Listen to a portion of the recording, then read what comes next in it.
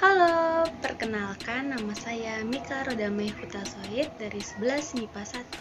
Di sini saya akan menjelaskan koloid air menjadi padat. Check it out.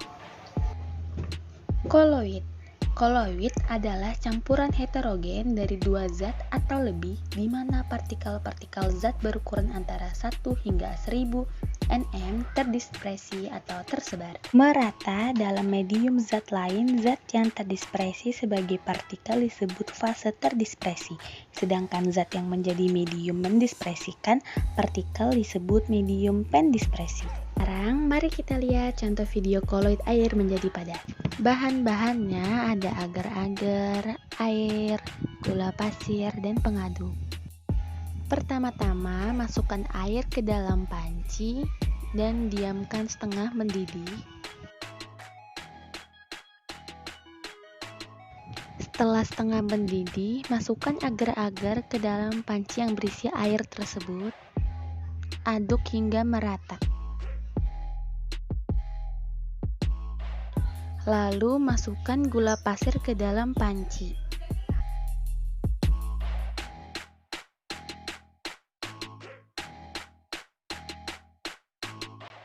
Setelah matang, kita tuang ke dalam mangkok atau wadah dan diamkan dalam beberapa menit. Ini dia yang tadi didiamkan, sekarang sudah menjadi padat. Proses pembuatan koloid pada agar-agar. Pada pemanasan agar-agar terjadi reaksi hidrolis. Proses pemanasan dengan suhu yang lebih tinggi dari suhu pembentukan gel akan mengakibatkan polimer keragen dalam larutan menjadi molekul acak. Bila suhu menurun, maka keraganan akan membentuk struktur double helix atau pilihan ganda dan membentuk polimer, dan apabila penurunan suhu terus dilanjutkan, polimer-polimer ini akan terikat saling silang secara kuat, dan dengan makin bertambahnya bentuk helix akan terbentuk aregat yang membentuk gel yang kuat. Sifat koloid pada agar-agar. Di sini agar-agar mempunyai sifat liofil, dalam arti agar-agar yang belum jadi atau dalam fase cair terabsorpsi oleh fase padatnya, sehingga mengakibatkan seolah-olah bentuk agar-agar adalah padat.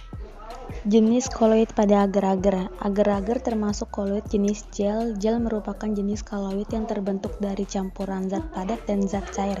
Gel terbentuk karena fase terdispersi mampu mengabsorpsi medium pendispersi. Mengapa agar-agar disebut koloid? Agar-agar disebut koloid karena dalam proses pembuatannya terbentuk struktur gel yang tercipta.